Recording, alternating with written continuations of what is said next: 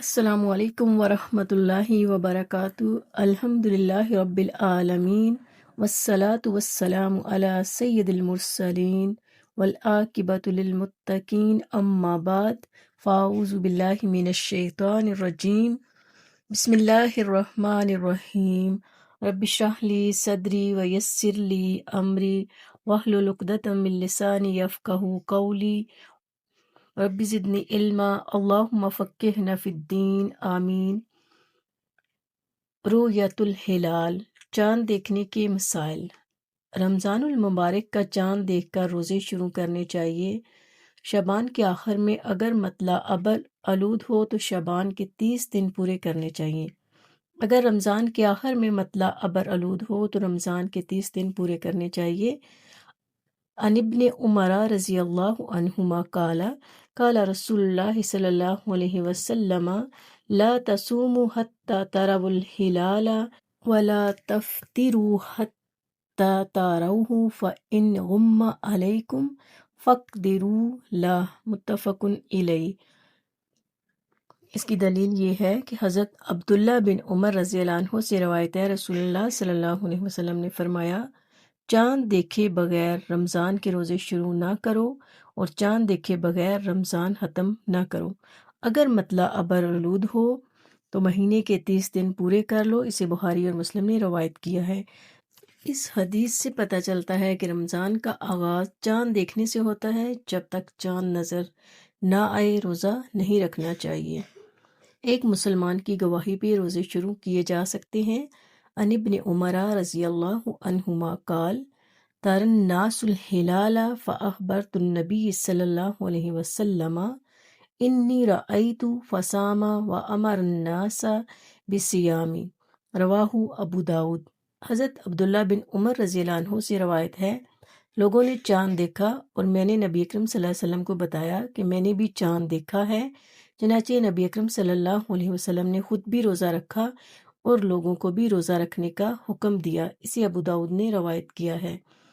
رمضان کی پہلی تاریخ کے چاند کے بظاہر چھوٹا یا بڑا ہونے سے شک میں نہیں پڑنا چاہیے۔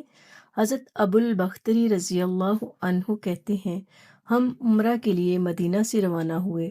جب ہم نخلا کے مقام پر پہنچے تو سب نے نیا چاند دیکھا۔ کچھ لوگوں نے کہا یہ تو تیسری رات کا چاند لگتا ہے بڑا ہونے کی وجہ سے، کچھ لوگوں نے کہا دوسری رات کا لگتا ہے۔ ہماری ملاقات حضرت عبداللہ بن عباس رضی اللہ عنہما سے ہوئی تو انہوں نے ان سے کہا ہم نے چاند دیکھا ہے۔ کچھ لوگوں نے اسے تیسری رات کا کہا ہے، کچھ نے دوسری کا۔ حضرت عبداللہ بن عباس رضی اللہ عنہما نے پوچھا تم نے کون سی رات کا چاند دیکھا تھا؟ ہم نے بتایا فلاں فلاں رات دیکھا تھا۔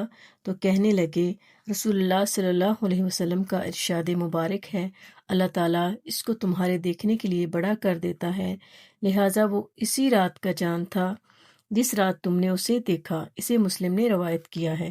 بعض لوگ یہ بھی کہتے ہیں کہ چاند اتنا بڑا نہیں ہو سکتا، اصل چاند نظر آنے کا وقت بہت کم ہوتا ہے، مغرب کے قریب نظر آتا ہے، تھوڑی سی دیر کے لیے پھر غروب ہو جاتا ہے۔ نیا چاند دیکھنے پر یہ دعا پڑھنا مسنون ہے۔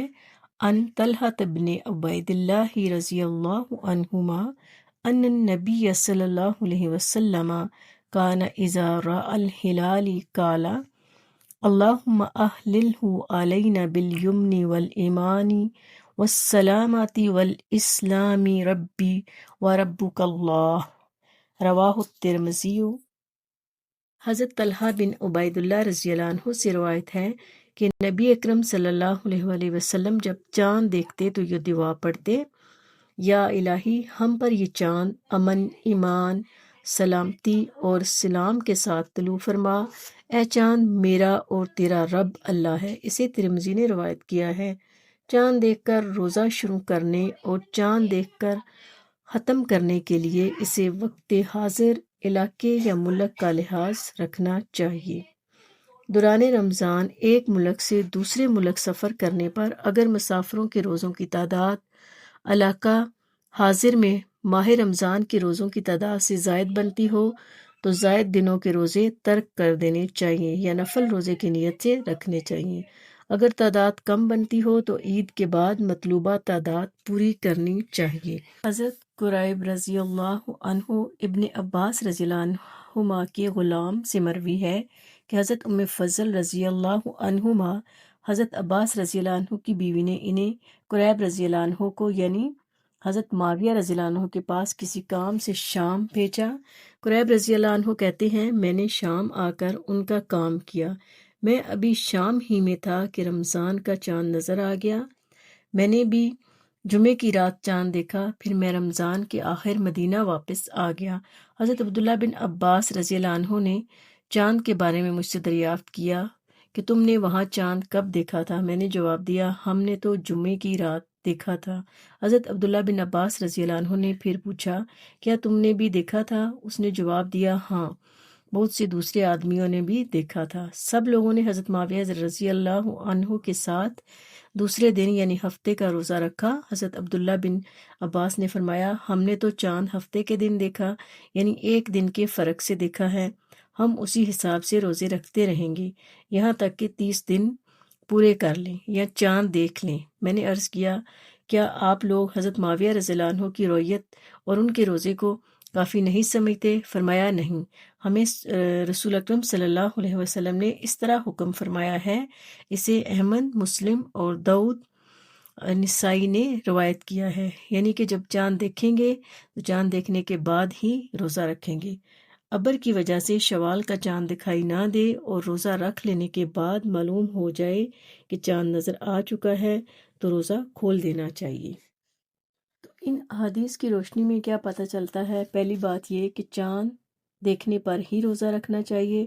اگر ابر آلود ہو تو پھر 30 دن پورے کر لینے چاہیے۔ چاند دیکھنے جب نیا چاند تو دعا پڑھنی چاہیے، اس کو پہلے سے اپنے ذہن میں رکھیں، اگر زبانی یاد ہو تو بہتر، نہیں تو اوپر سے دیکھ کے بھی پڑھ سکتے ہیں۔ پھر اگر رمضان کے مہینے میں آپ سفر کر رہے ہیں، ایک کنٹری سے دوسری کنٹری جا رہے ہیں، تو جہاں آپ جا رہے ہیں وہاں پہ آپ اپنے حساب سے دیکھیں گے کہ اگر آپ کے روزوں کی تعداد پوری ہو چکی ہے تو آپ باقی روزے نفل کے طور پر رکھیں گے۔ اگر آپ کی تعداد کم بنتی ہے تو آپ عید کے بعد جتنے روزے آپ کے باقی رہ جائیں گے ان کی تعداد کو پورا کر لیں گے، کیونکہ قرآن مجید میں اللہ تعالیٰ کا ارشاد ہے کہ دوسرے دنوں میں اس کی گنتی کو پورا کر لو، یعنی کہ یہ ایک فرض عبادت ہے تو یہ تب ہی پوری ہوگی، یعنی کہ 30 دن پورے کرنے ہوتے ہیں تو جب آپ اس کو پورا کریں گے تب ہی پوری ہوں گی۔ اللہ تعالیٰ سے دعا ہے اللہ تعالیٰ ہمیں عمل کرنے کی توفیق عطا فرمائے۔ سبحانک اللہم و بحمدک، اشہد ان لا الہ الا انت، استغفرک و اتوب الیک۔ السلام علیکم ورحمۃ اللہ وبرکاتہ۔